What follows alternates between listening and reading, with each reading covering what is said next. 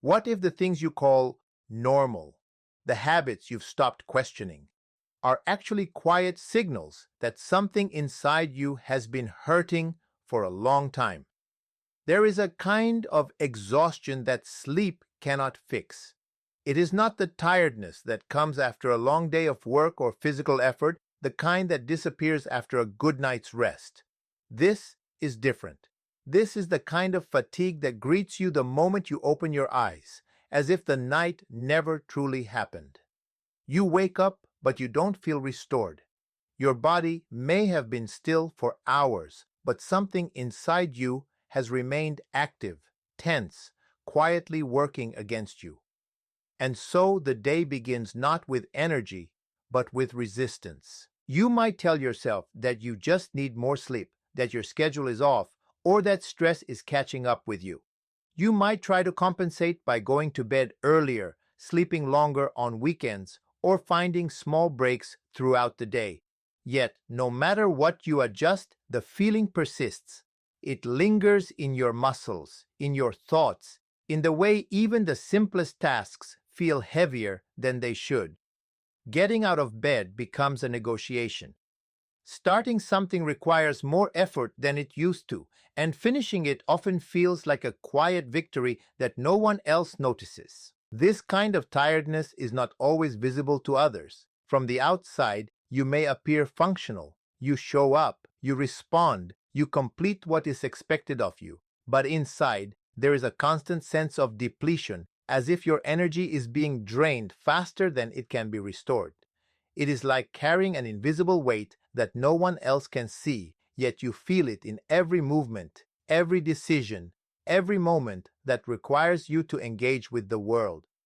Over time, you begin to normalize it. You start to believe that this is simply how life feels now. What makes this fatigue even more complex is that it is often tied to something deeper than physical tiredness. It is connected to emotional strain that has been building quietly over time. Thoughts that never fully settle, feelings that are never fully expressed, tensions that are never fully released. The mind remains active even when the body tries to rest. It replays conversations, anticipates problems, questions decisions, and carries burdens that were never meant to be held for so long. And while you sleep, this internal activity continues, leaving you with the sensation that you have been awake all night, even when you haven't. You may also notice that things which once energized you no longer have the same effect. Activities that used to bring a sense of renewal now feel neutral or even draining. Social interactions, creative outlets, moments of relaxation, none of them seem to recharge you in the way they once did. Instead, they can feel like obligations, requiring energy you are not sure you have. This creates a cycle where you begin to withdraw, conserving what little energy remains, which in turn reduces the chances of experiencing anything that might genuinely restore you. There is also a subtle emotional layer to this exhaustion. It is not only about being physically tired, but about feeling worn down internally, as if you have been holding something in for too long, as if there is a quiet struggle happening beneath the surface, one that has no clear beginning and no obvious end. This can lead to a sense of frustration, because you cannot easily explain why you feel this way. There is no single event you can point to, no clear cause that justifies the depth of your fatigue. And so you begin to question yourself, wondering if you are simply not strong enough, disciplined enough, or capable enough to handle what others seem to manage with ease. Over time, this constant tiredness can shape the way you see your days. Mornings feel heavier, afternoons feel longer, and evenings feel like a slow descent into temporary relief rather than true rest. You may start to lower your expectations of yourself, not out of choice, but out of necessity. You do what you can, when you can, and anything beyond that feels overwhelming. And in this quiet adjustment, something important begins to fade. The sense of vitality, of engagement, of being fully present in your own life. There is a quiet shift that happens when interest begins to fade. It is not loud or dramatic, and it does not arrive all at once. Instead, it unfolds slowly, almost politely, as if it does not want to disturb you. The things that once made you feel alive begin to feel distant, like memories that belong to another version of you. At first, you barely notice it. You assume it is just a phase, a temporary lack of enthusiasm that will pass on its own. But as days turn into weeks and weeks into months, the absence of that feeling becomes harder to ignore. You may still engage in the activities you once enjoyed, but something about them has changed. The music you used to play on repeat now feels like background noise. The hobbies that once absorbed your attention now require effort just to begin. Even moments that used to bring excitement feel muted, as if someone has lowered the volume on your emotional experience. You go through the motions, but the connection is no longer there. It is not that you have stopped doing these things entirely. It is that you no longer feel them in the same way. This disconnection can be confusing because on the surface, nothing seems drastically different. Your environment may be the same, your routine may be intact, and your life may appear stable. Yet internally, there is a noticeable absence. The spark that once pulled you toward certain activities is no longer present, and without it, everything begins to feel heavier. What once felt natural now feels forced. What once brought joy now feels neutral, or sometimes even draining. You might try to explain this change to yourself in practical terms.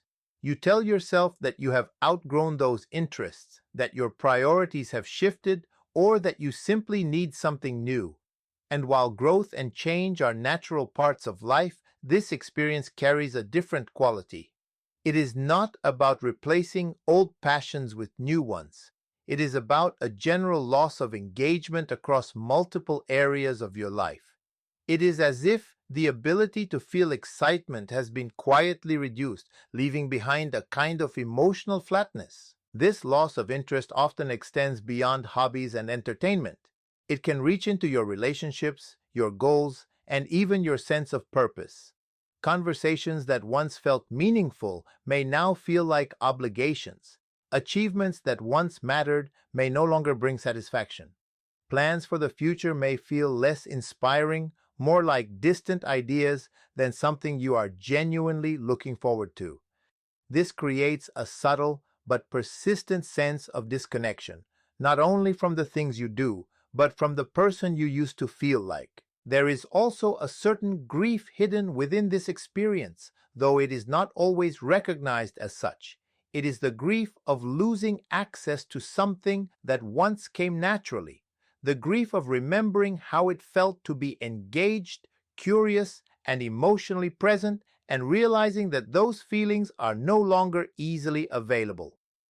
This grief does not always express itself openly.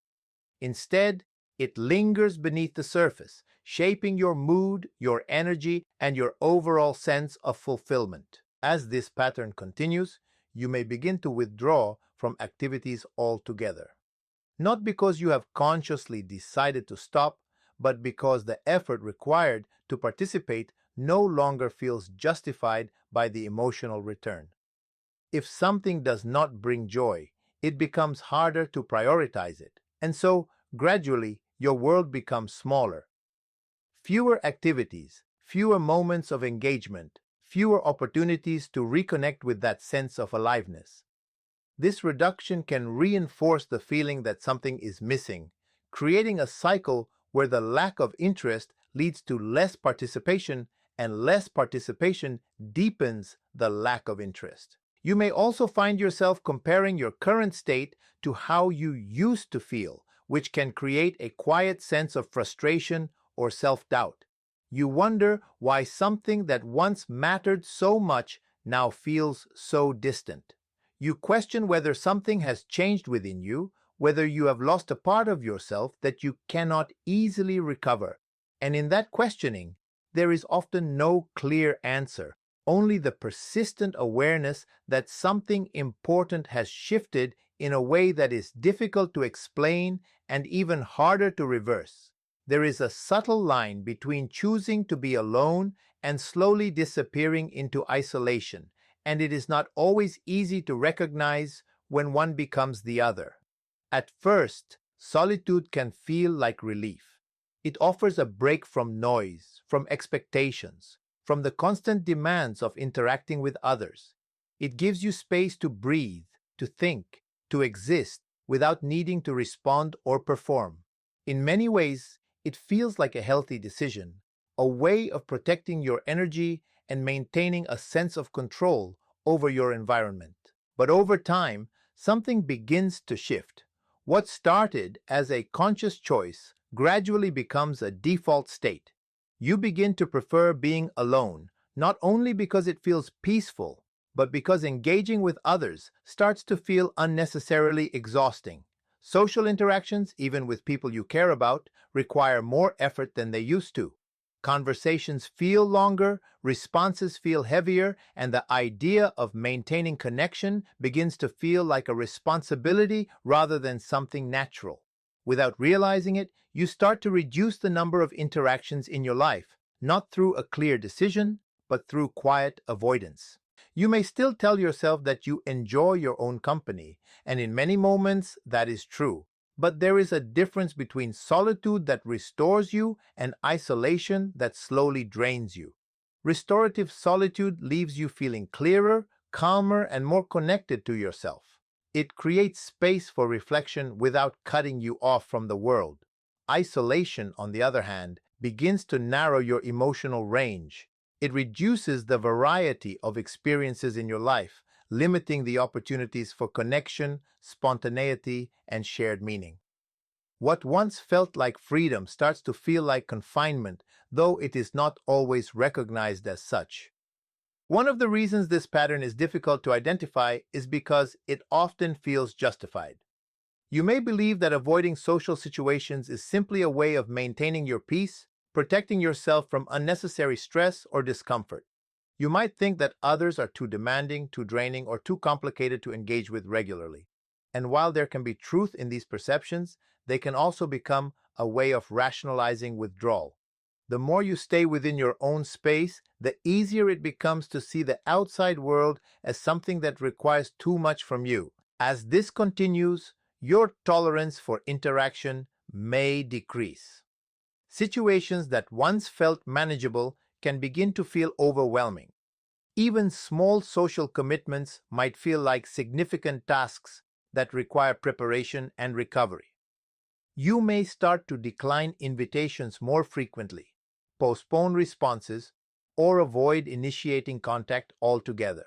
Not because you do not care, but because the effort involved feels disproportionate to what you believe you will gain from the experience. This kind of isolation can also affect how you relate to yourself.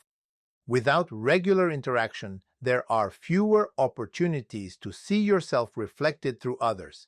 Conversations, shared experiences, and even simple exchanges provide subtle forms of feedback that help shape your sense of identity and belonging. When those interactions become limited, your internal world can become more dominant, sometimes leading to repetitive thoughts or increased self-focus. The absence of external perspective can make your inner experiences feel more intense, more persistent, and sometimes more difficult to manage. There is also a quiet contradiction within this pattern. While you may be seeking peace, there can be moments when the silence feels heavier than expected, moments when the absence of connection becomes noticeable, when the lack of shared experience creates a sense of distance that is hard to ignore. Yet even in those moments, reaching out may feel difficult, as if the gap between you and others has grown larger over time. And so, instead of reconnecting, you remain where you are, telling yourself that this is simply how you function best, that this is your preference, that this is your way of being in the world. There is a state of living where everything appears to be working, yet something essential is missing beneath the surface. You wake up, you follow your routine, you complete your responsibilities, and from the outside, nothing seems out of place. You meet expectations, you respond when needed, and you maintain a level of stability that others might even admire. But internally, there is a quiet absence, a subtle emptiness that does not interfere with your ability to function, yet quietly shapes how you experience everything. In this state, life becomes more about execution than experience. You move from one task to another, not because you feel engaged, but because it is what needs to be done.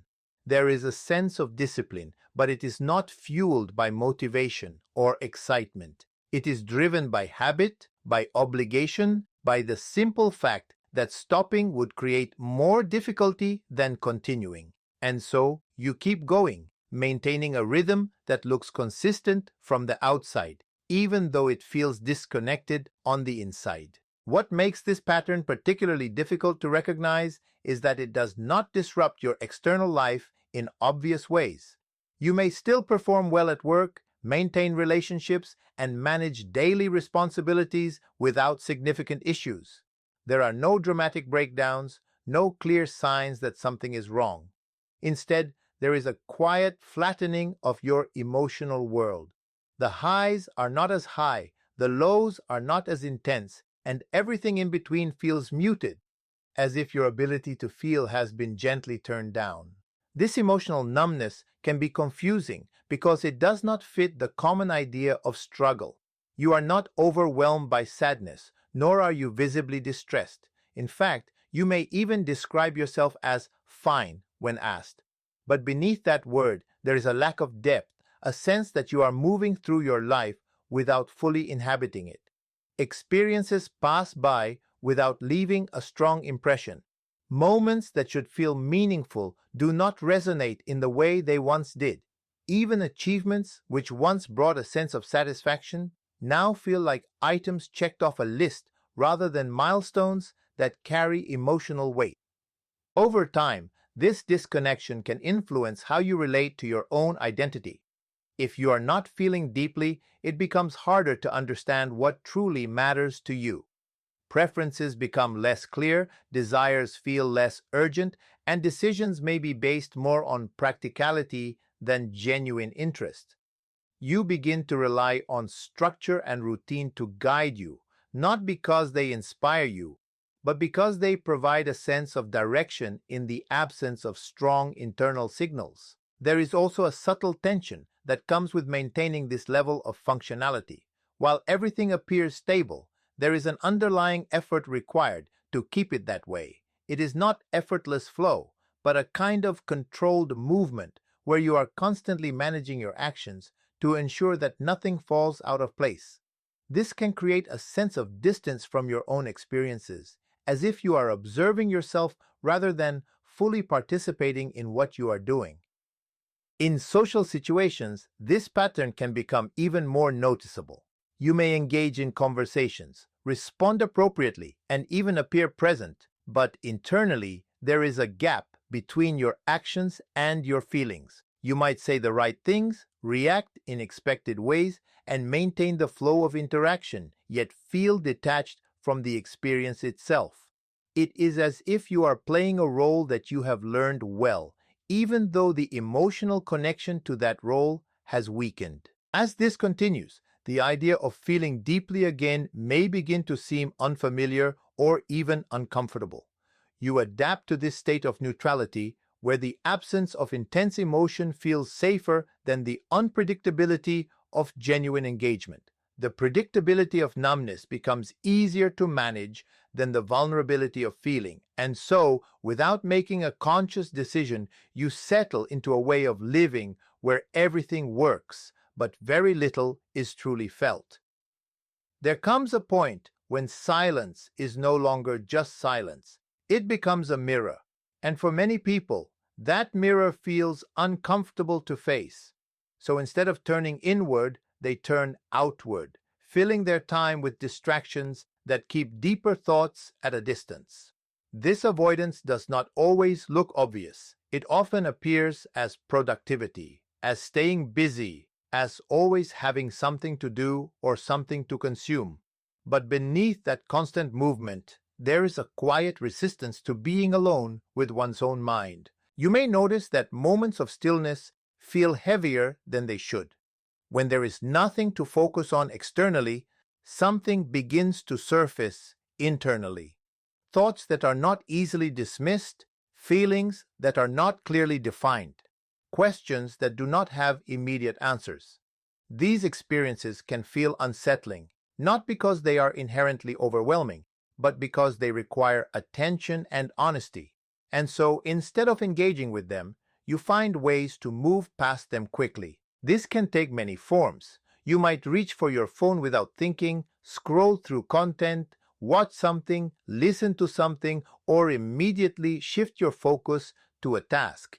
The goal is not necessarily to find pleasure in these activities, but to avoid the discomfort that comes with introspection. Over time, this pattern becomes automatic. You do not consciously decide to avoid your thoughts. You simply develop habits that prevent you from encountering them in the first place. There is also a subtle fear involved in looking inward. Not always a clear or defined fear, but a general sense that if you begin to explore what is beneath the surface, you may find something you are not ready to face. It could be unresolved emotions, unacknowledged dissatisfaction, or questions about your direction and identity that do not have easy answers. The uncertainty of what you might discover becomes enough of a reason to keep your attention elsewhere. As a result, self-reflection becomes limited.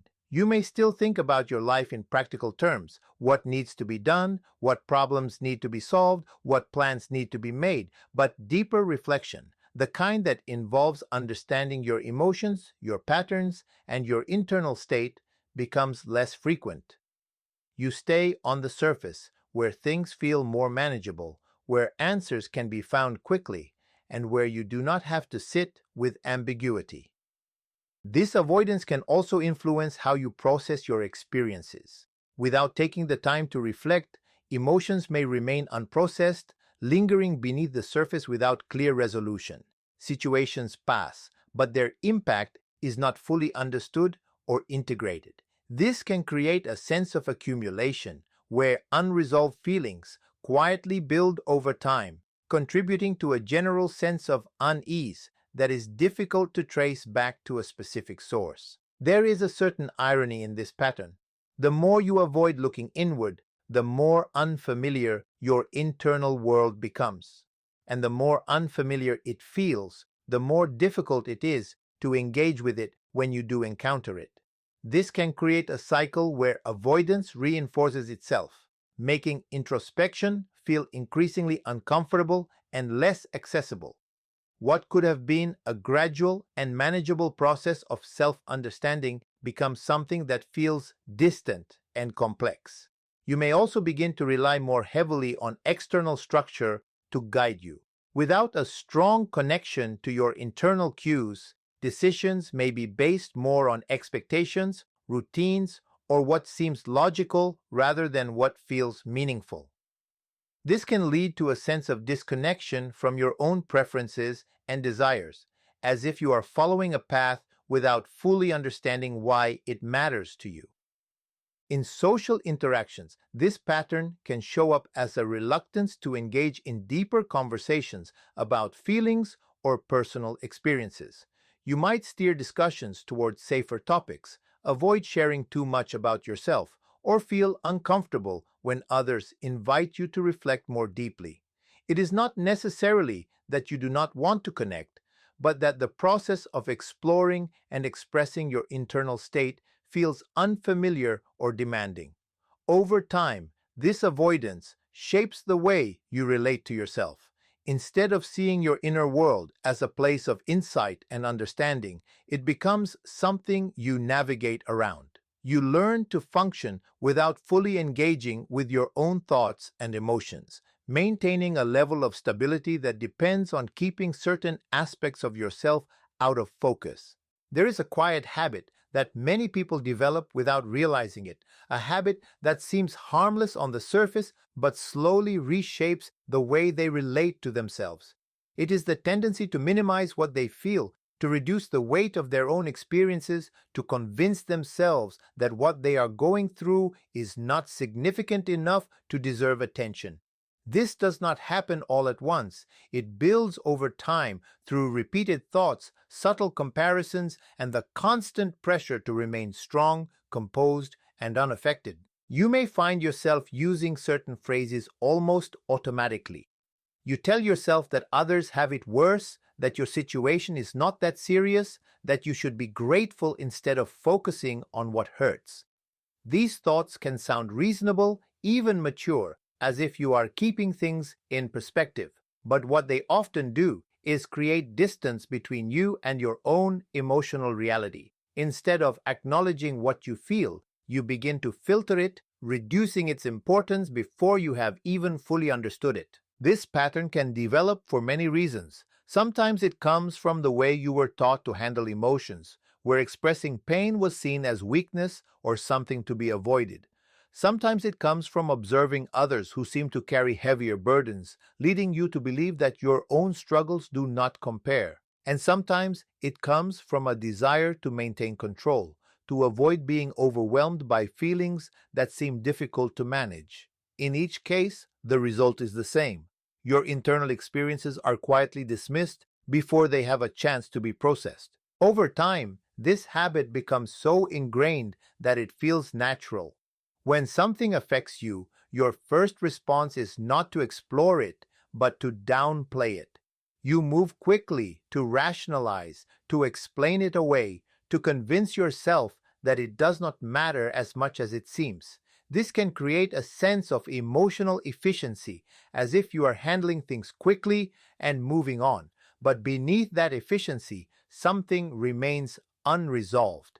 The feelings do not disappear, they simply go unacknowledged, lingering beneath the surface without a clear place to go. There is also a subtle form of self-judgment involved in this process. When you minimize your pain, you are often holding yourself to a standard that leaves little room for vulnerability.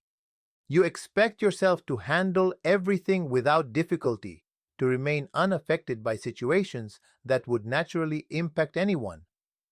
When you do feel something strongly, it can create a sense of discomfort, as if you are failing to meet your own expectations. And so, instead of allowing the feeling to exist, you push it aside, reinforcing the belief that it should not be there in the first place. This habit can affect how you communicate with others as well. When you are used to downplaying your own experiences, it becomes harder to express them openly. You may share only the surface of what you are going through, leaving out the depth that would allow others to truly understand.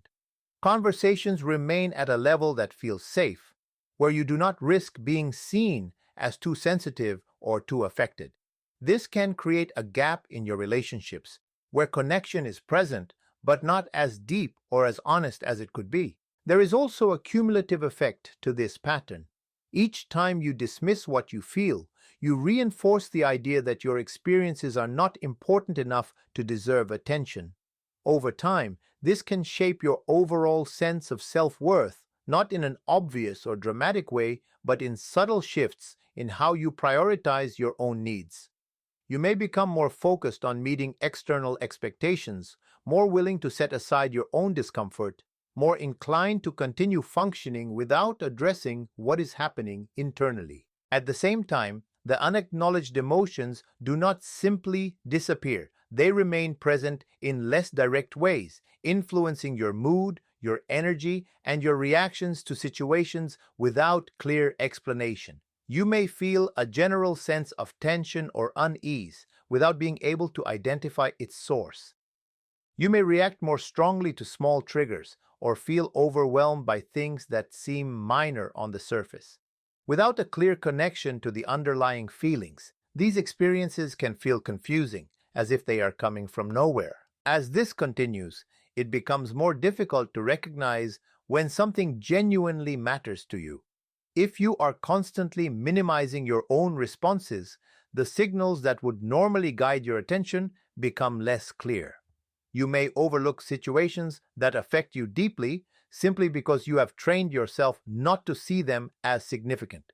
This can lead to a kind of emotional disorientation, where you are moving through experiences without fully registering their impact, relying more on habit and expectation than on genuine awareness of what you feel. And now, after recognizing these patterns, something inside you may feel different. Not necessarily lighter, not immediately relieved, but more aware. And that awareness is not something to ignore. It is not something to silence or explain away like everything else you've been used to doing.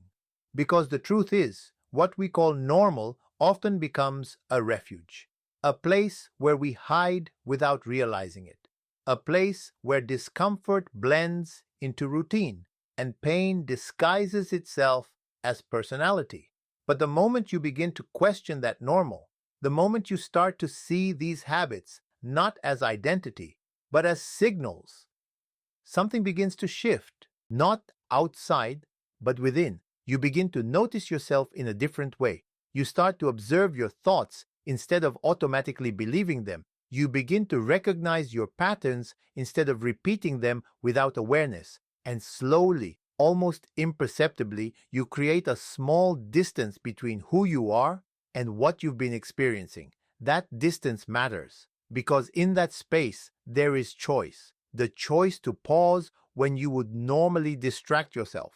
The choice to listen when you would normally ignore.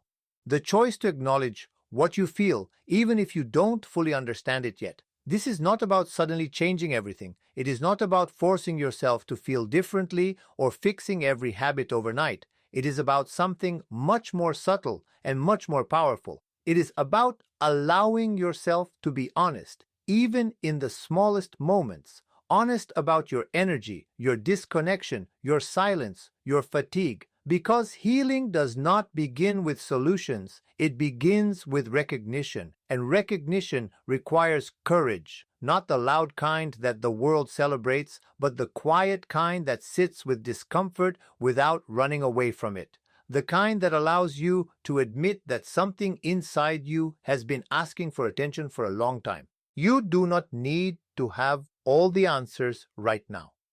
You do not need to understand everything you feel, but you do need to stop pretending that what you feel is not there.